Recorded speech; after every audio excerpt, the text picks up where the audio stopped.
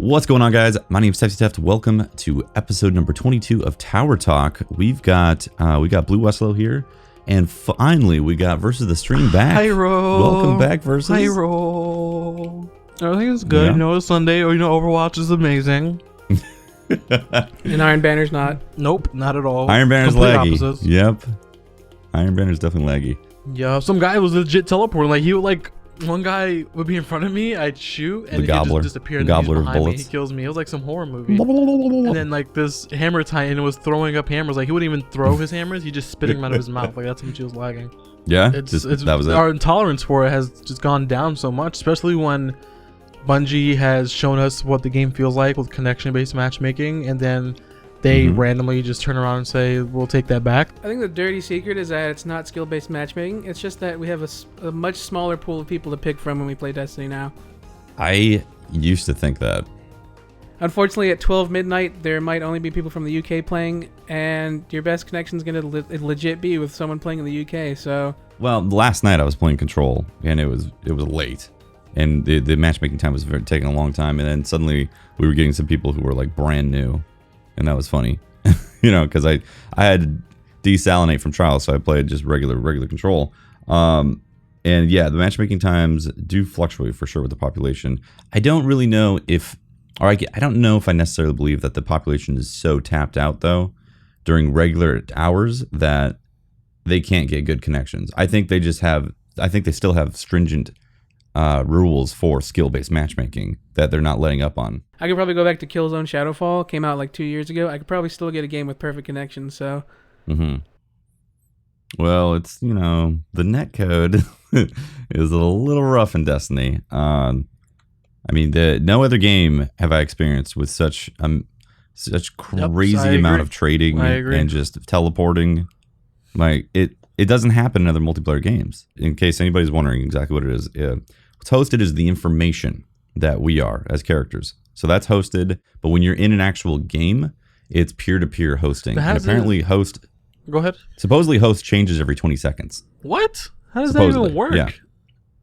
It's like a distributed host. But now that you say, model. if that is true, now that you say about the whole hosting changing every 20 seconds, maybe this is the reason why you'll see your red bar go to green and then like a minute later go back to red. And like, is that could be the reason to it? Or like, that's weird. Yeah, why would you switch host every 20 seconds? Well, they're trying to make it fair, you know. At least that's what I'm assuming. And also, it's also very obvious. Somebody like half the team can be just chomping bullets like it's Thanksgiving. Yeah, just gobbling them up, and then suddenly they're all dying from your bullets. Like no more last word, phantom bullets or anything like that. It is so obvious when host changes. Clearly, it's not working. Yeah. Yeah, we can all attest. Anybody who's played Destiny for long enough and been in the Crucible, actually even raids also, and that's one of the main hopes for Destiny 2.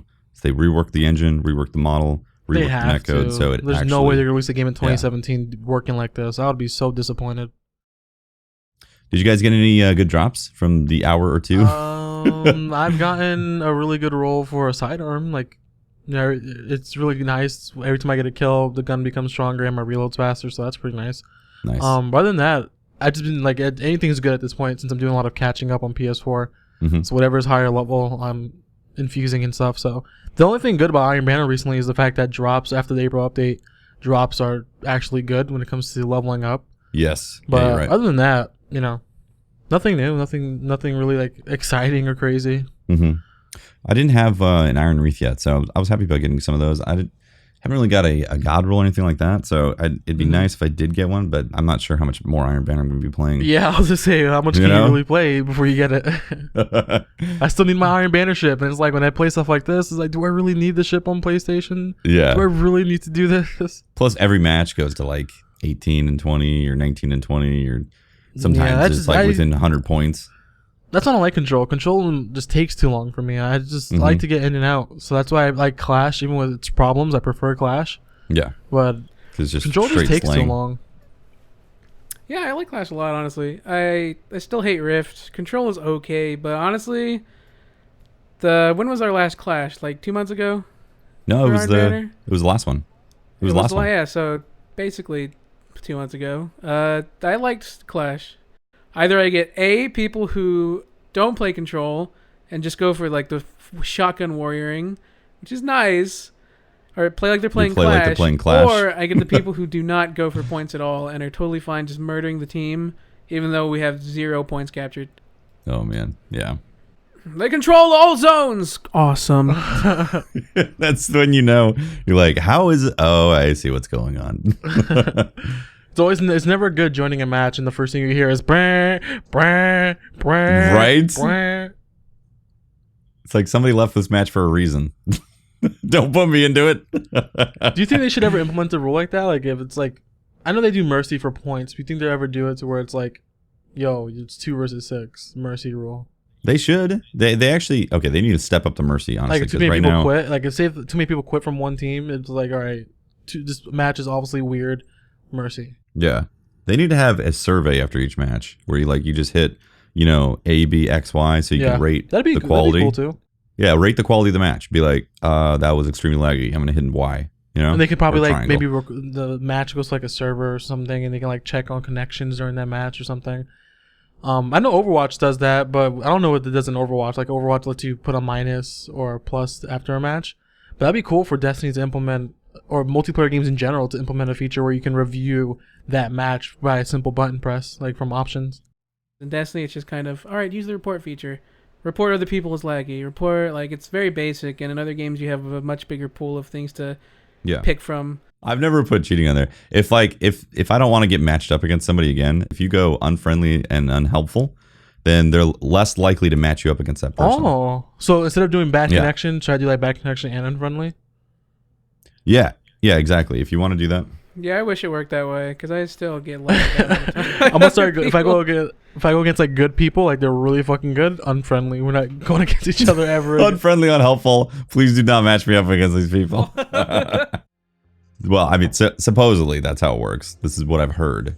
Maybe half this podcast is going to be information that I can and cannot confirm. Yeah, the comment section is going to be fantastic. We're going to just speak about it. You really know the truth. Yeah, so, lag in Destiny, Iron Banner, having problems. Nothing new right there.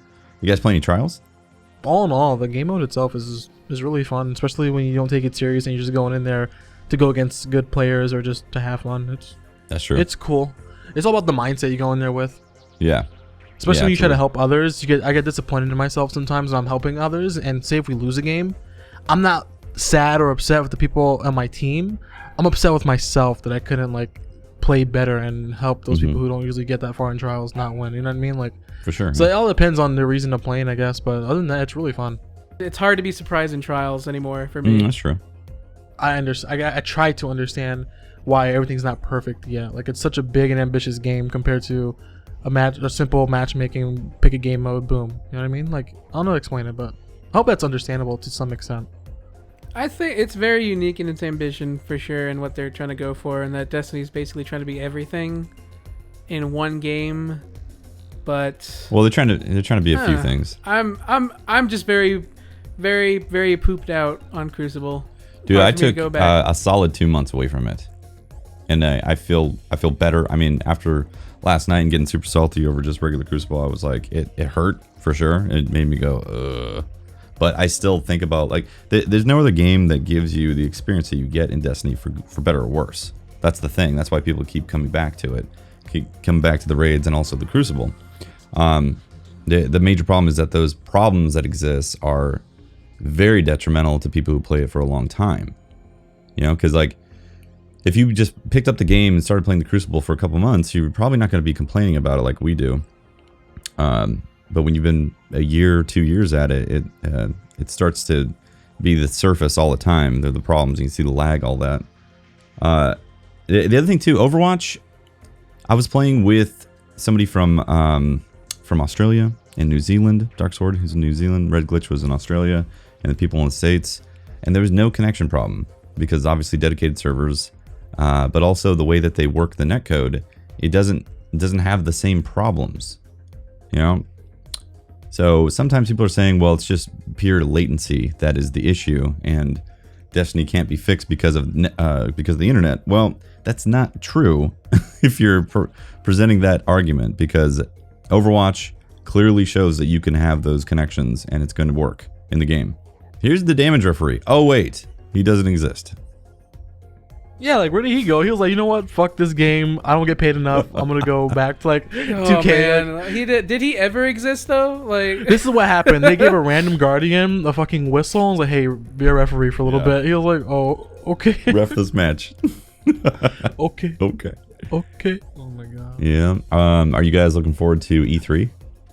And what? I am. And before I was going to E3, I did want to ask you, because you're talking about you were gone from PvP for 2 months. What did you do for the 2 months that you were gone? Like, what? I'm assuming PvE related. Yeah, mostly PvE. You know, like try to get. Was it just like?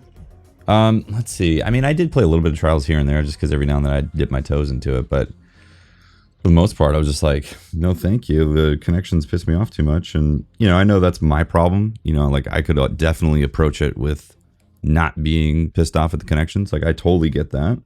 But like we're human though. So. Yeah, exactly. Like we were talking about earlier, I don't care if I win or lose in the match. It's just I want whatever I'm doing to be counted in the match. So if I'm performing badly, but my bolts are still landing from when they should land, that's okay. I performed bad, fine, and we lost. Great. I don't care. But if like even when we win and there's connection issues, it would get me really salty. And so I was just like, I have to take a break from it. I just been trying to figure out things to do because I want to continue playing the game, but sometimes it's just hard to figure out what I want to do in it. Yeah. And that itself can just make me feel drained and not want to play at all. Yeah, for sure. So I just wanted to ask that. No, that's so maybe maybe that would help someone else that's out there having the same issue. Mm-hmm. But E3, I'm excited for it. Of course, more than just Destiny, but to be specific, Destiny related. I'm excited to see them show obviously a trailer for the expansion, right? Rise of Iron. But I'm also hoping for some sort of teaser for Destiny 2. I'm not expecting anything big, but just like a get hype. Hey, here's a logo. We made the logo. You know what I mean? Like something to just like that's just me. That's sort of wishful thinking. That would be awesome. I hope they reveal some information about the expansion because it's possible that they could be very quiet and just give it like they could reveal the poster and be like, yeah, it's coming, but we're not going to tell anything, which that would suck. So I do hope that they give us some information about the expansion. It would be amazing if they talked about Destiny 2, but I highly doubt it just because you know how Bungie's been. They're very focused on whatever's coming next. You know, like the very next thing that's coming, that's all they talk about. They don't talk about anything else PR-wise. But I'm with you, Versus. I would love it, man. I'd love to get a glimpse, just a little light beam of something from Destiny 2. Yeah, just like a little shine, maybe just some sort of effect of glitter falling on the screen, and just is the word Destiny and the number 2 or something, or like a subtitle. I'd love it. It'd be like Destiny. This game is real. That's the subtitle. This game is real. That's it. Like, okay, cool. We've actually been developing this game. All things considered, Luke Smith is the perfect person to head up that project because Taken King was awesome. Mm-hmm. And he also did Vault of Glass, arguably the best raid that exists. Best raid 2014. We had to think about it for a second. It's been out for so long. It feels like it was just yesterday. Yeah, and you know, in hindsight, everyone was pissed at Luke Smith for his whole comment. Like, if I showed you the emotes right now, you'd throw money at the screen. And it was like, Luke Smith, how could you say that? And then the second we get emotes, we literally throw money at the screen. Will you throw money? Yeah. So it's like, I mean, and then Activision's like, hey guys, like, how the tides have turned, Bungie community. How the tides have turned. That's the subtitle right there. Destiny 2. Tides have turned. Tides have turned. Turned tides. Microtransact that ass. Destiny 2. Microtransact that ass. It's all just twerking emotes. All the new emotes just have to do with your ass, like rocking hips and everything. Come on, I want some Rihanna moves. I want some Rihanna moves. I want some work. So another thing I'm very excited about for E3, which is it's not directly related to Destiny, but it will impact the future Destiny, is the new hardware that's potentially going to get announced. So they got it's on the PS4.5 and Xbox. PS Neo. I want it so bad.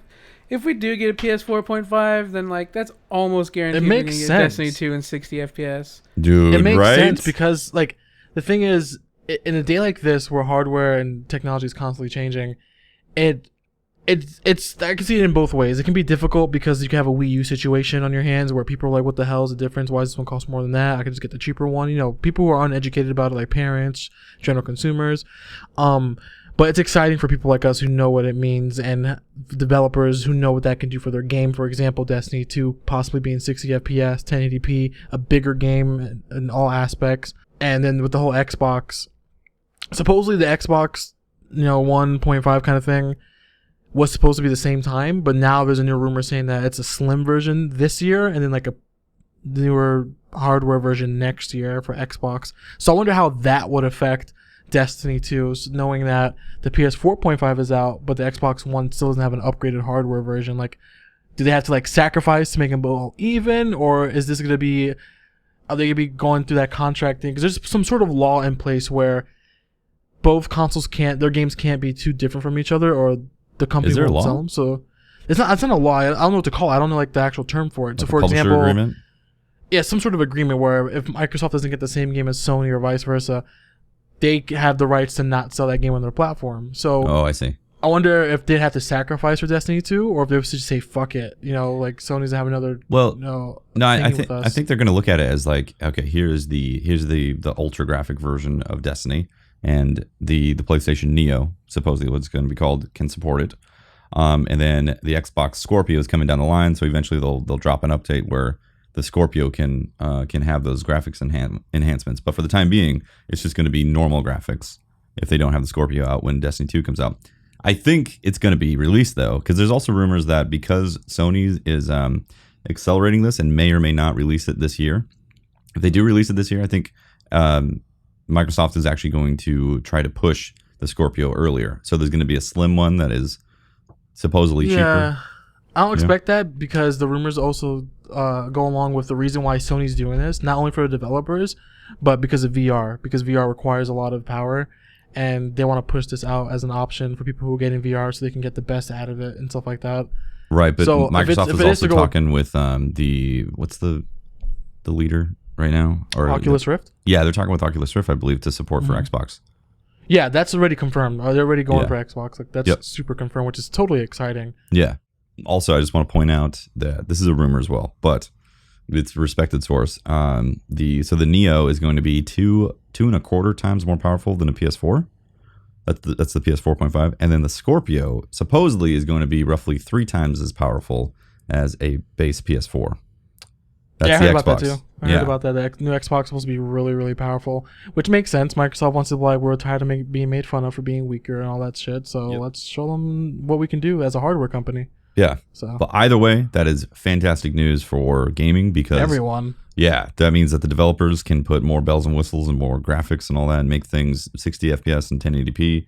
It's going to be a great time to be. It also means consoles. more companies have a chance of shutting down, because they're going to have to invest more money into their games, and if it fails, rip them, right? Yeah. It's happening a lot these days. The company will true. come up with a new IP, the IP won't do as well, so now everyone's fired and looking for jobs. It sucks. Yeah, it's the dark side of development, that's for sure. Indie games are the way to go right now. Not a lot of money, and they've been doing really well. People love them. Dude, No Man's Outlast. Sky is going to succeed out the ass, just saying. Yeah. Outlast 2 is coming out. That's an indie game, right? Oh, I cannot wait for Outlast 2, yeah. Yep. Oh, it's so good. Well, I think that's it for the podcast, guys. I mean, there's not a whole lot to talk about in Destiny aside from laggy connections, you know? We could talk about Paragon with Blue. That'd be great. What's your favorite character? Yeah, I've seen a little bit and been like, damn, this is gorgeous. I need to play this game. I love Paragon because the developers care about the PvP. Do they? They care about it?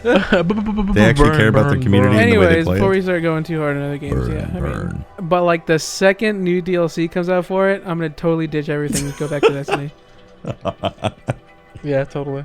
Yep, that's the podcast, guys. Thank you for listening. Once again, my name is Tefty Teft. You can talk to me at Teft on Twitter. You can catch the streams that I do on Planet Destiny, twitch.tv/planet_destiny, and my personal channel, twitch.tv/Tefty Teft. I got an Instagram.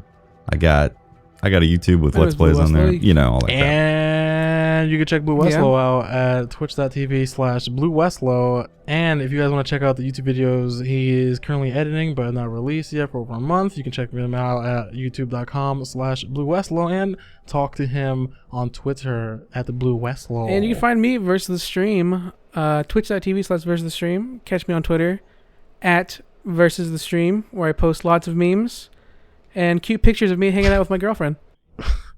Yeah. Sweet. Yeah. Yeah. God damn. Yeah. Bye, guys. Bye.